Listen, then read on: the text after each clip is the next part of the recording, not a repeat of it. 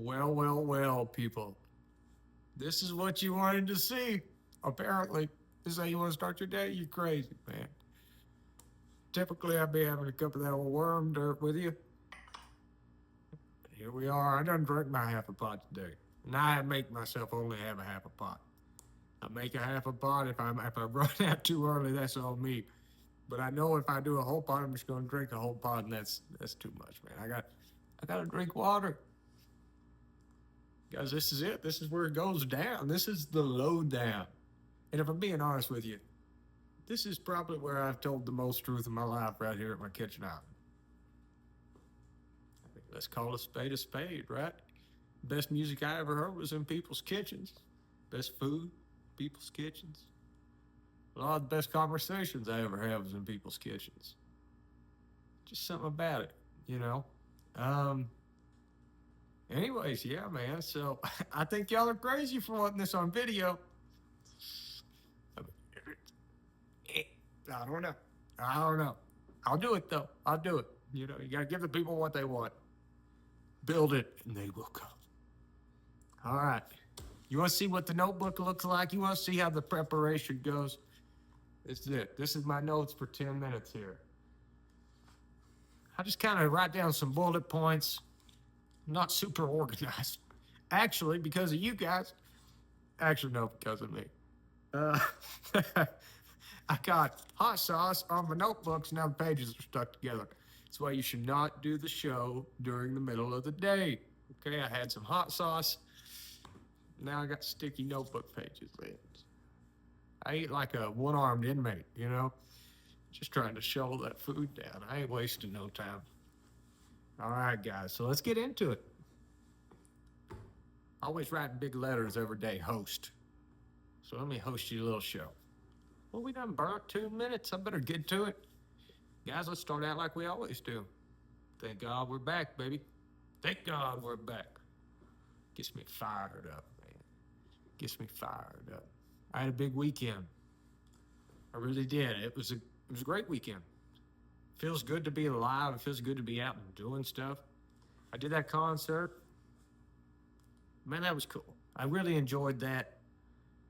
And most of the crowd was the people that already listened to me sing and stuff all the time anyhow. So, I guess it wasn't that much different. But it just felt good to be out there and just, I don't know, feel the sun on my face a little bit and be looking at my little town while I did it. That was cool. Really was. I tell you, the mindset kind of going into that for me was kind of like the mindset you have going into a mission in the Army. And it was kind of like the night before was just prep. And, practice that because the liability is on you. If something happens, if something goes wrong, if you mess up, really nobody cares what the excuse is, right? So you got to perform. So it kind of felt a little bit like the Army days where it's like, I know I got to be up at 06. I got things I got to perform at tomorrow. And the way I know I'm going to perform is I'm going to be the most prepared. Because I'm not the best. But I can be the most prepared. And so I did think I was only doing 3 songs. And it really turned into like 7 songs. Man, I was pulling some stuff out of my hat. I told everybody, I'm like, thank God I got a tall hat on because I'm going to have to pull some stuff out of it. For real. But man, I had a good time. I really did. And the guys who came on after me were super, super talented people. And we just live in a place with so much talent.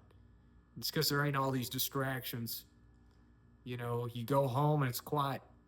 We live in a quiet little place and it gives you time to focus on your passions. And I think that's why. And there's just something about living here that makes people very music oriented. We live in a super talented place. All right. Next thing I did is I went down to old Jellicoe, Tennessee. That's where my family's from. And the Hicks side of my family was my mama's side. So we went down there and one of my older cousins had passed away last year. And but he wanted to be buried in Tennessee.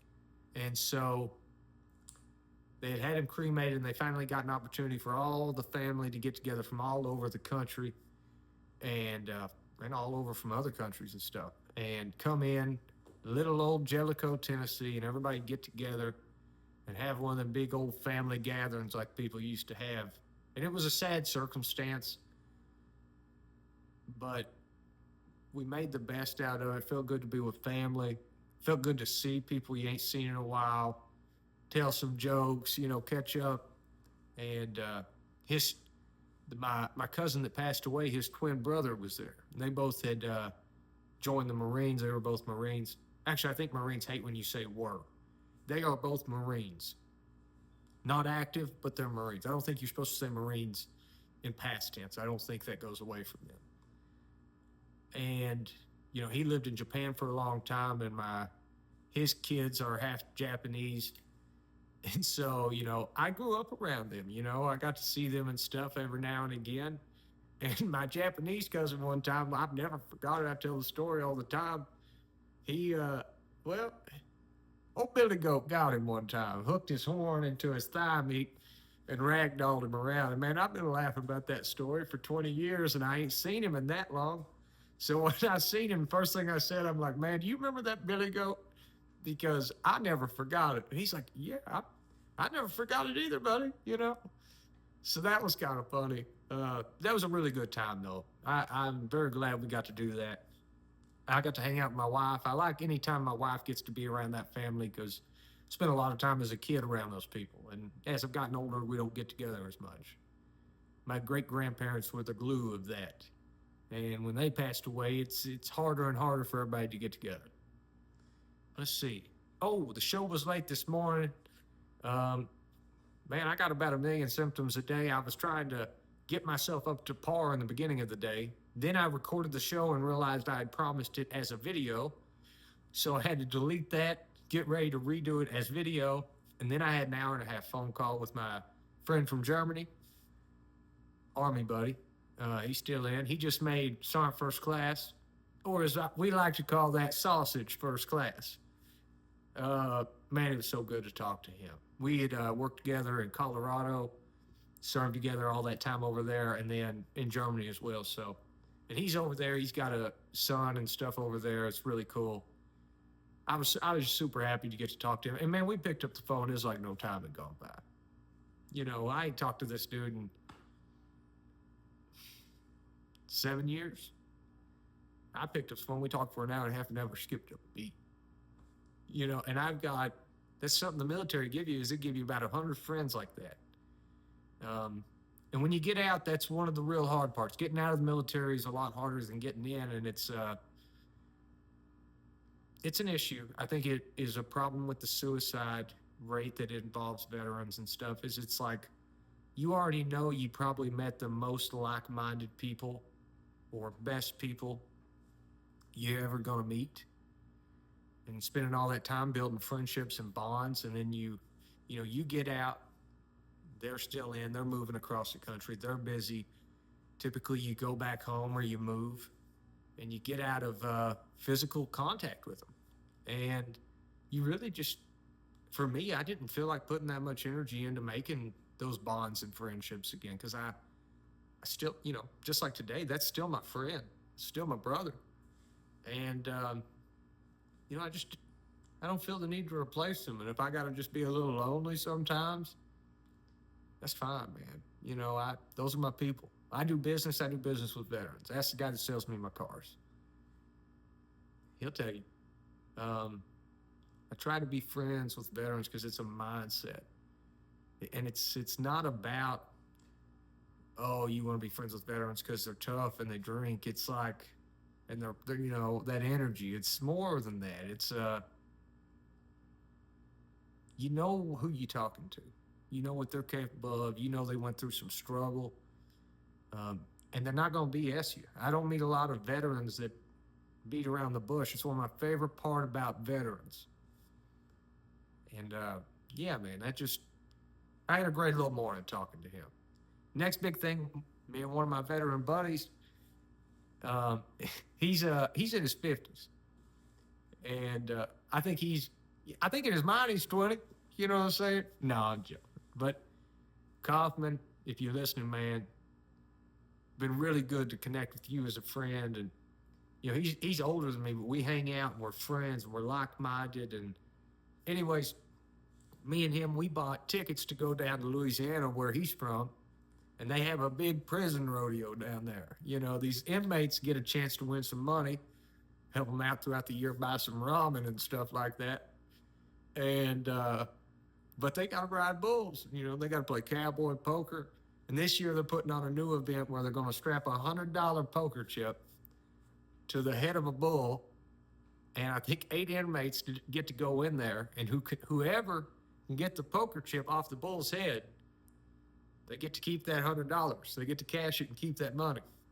So I'm just looking excited to see some inmates get tossed around. That's where I'm going. They're going to have some pit masters down there, like big barbecue guys, the real deal pickle barbecue guys. You know what I'm saying? And I've never got to go to Louisiana. I want to go down there. I feel like, I don't even know how to explain it, but I feel like that's kind of like, it suits me. That swampy country lifestyle kind of suits me a little bit. So I'm really excited to go.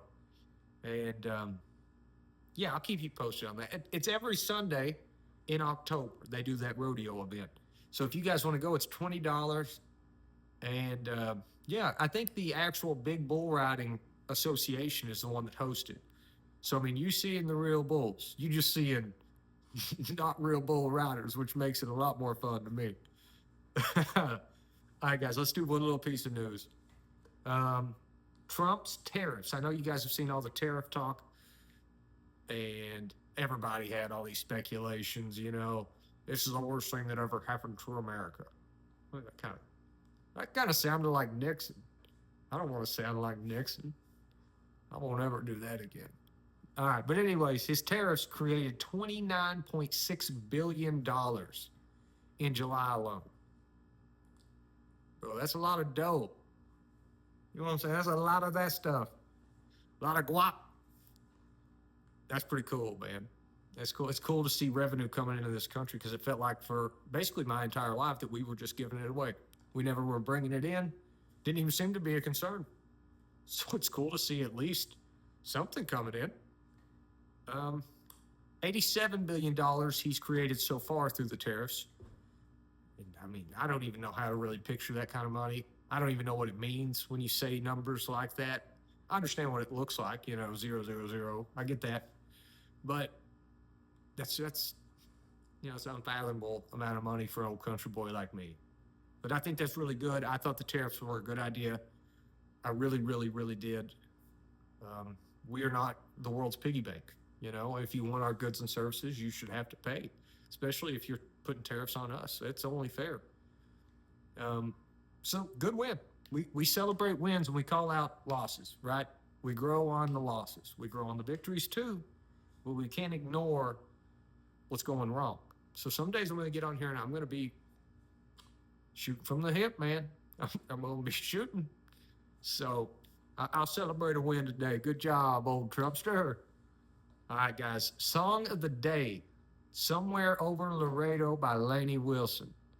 My wife's been playing that song and now it's stuck in my head. It's actually a pretty good song. Plus, Lainey Wilson, you know what I'm saying.